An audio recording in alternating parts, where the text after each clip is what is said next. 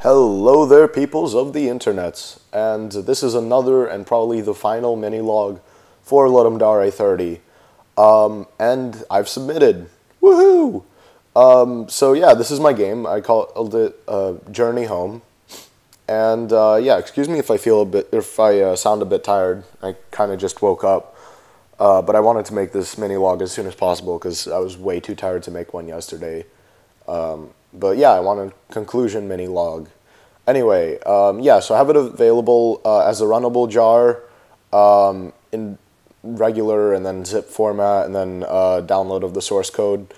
So it's compatible with any system you have, so that's good. Anyway, let's run it, and yeah. So bam, this is the main menu. And yes, so this is like 3 or 4 separate pieces. First, you've got the initial main menu image, which is the starry sky with the main title. Then you've got randomly rendering portal, I call it here, and then another piece of the portal which is also separately rendered, which is the swirl. Then you've got things that are completely separate, and these are buttons that I've put here, and when you hover over them, they just highlight like that. Exit will just quit the game, start will start it. There's also a cutscene right at the beginning that I'll probably skip through most of it, just because it's sort of long, and also because I don't want to spoil everything, but I'll show you the beginning of it. So this is you can't move around. And yeah, the cutscene starts, and yeah, I'll skip through this part. Okay, and we're back. So yeah, this is the end of the cutscene. This portal appears. And by the way, if you noticed, I can't move around during a cutscene. So like, I can't like just run over here and be like, haha, I'm not watching your stupid cutscene. Yeah, I'm out. Nah, so I can only move when there's no cutscene, which is a sort of nice thing. Anyway, this is the rather sparse Earth. There's like a street and a sidewalk. So like the idea was you're just like walking by, and suddenly like this weird like temporal shift happens in the universe, and this portal to a different world or a different dimension appears right in front of you. And I was going to make it that it sucks you in against your will, but I didn't have time to program that in. So it's just like you can say like still like, haha, I'm not going in there. I'm not playing this game. I'm out. No. So let's go through. And it teleports you to this strange world. And a nice thing I did was, instead of rendering void tiles, like these are void tiles, but they're not being rendered, so I'm rendering this big background behind them that's changing, so it's like, yeah, so you can see that. Also, this is already going to show off one of the most important features, a couple important features of this game. First off, the textures. Basically, I give the system... Here, I'll actually show you. Oh, yeah. Okay, so these are just maps, but here is the Earth color palette, but this is actually, like, art that's not changing. But these things, right? Like, these are the colors for this first world, but you see that these tiles don't... I mean, they have the same colors, but they don't look like just lines like this.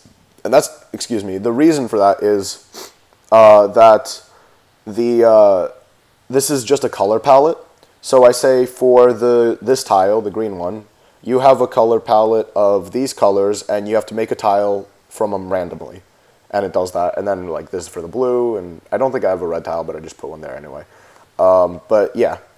So another cool thing is I left a lot of subtleties. So I'll just quickly run through this world, and you guys can tell me what sort of patterns you notice about it.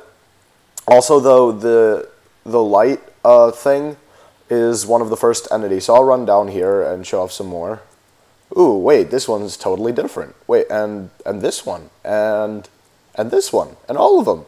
And the reason for that is because they work the same way as I explained the Boingos worked, as in they are...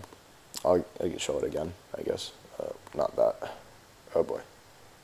This thing. Okay. So they work the same way as the Boingos, where they're all just a couple colors, and then I give a a thing. Where is it? Here. So this is their color palette to choose from, and so they get randomly colored based on those colors. And yeah, it comes out to be a pretty cool effect.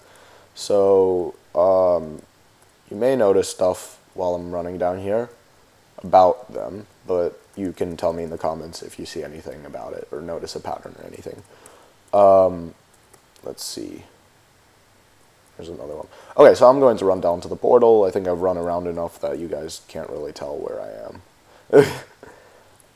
So yeah, there's the portal. Whoa, there's a bunch of them here. But yeah, I'm just running. Okay, I'll run to the portal. So the next world is also kind of weird. So you're poofed over here on the side of it, and you're running down. And yeah, I'll just run around the world really quickly.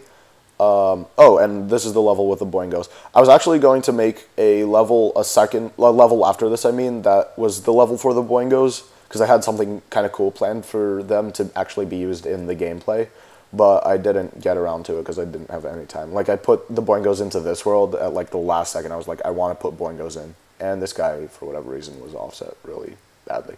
Anyway, yeah, so I just put them into this world because they are okay in this world too. So yeah, I'm just running around.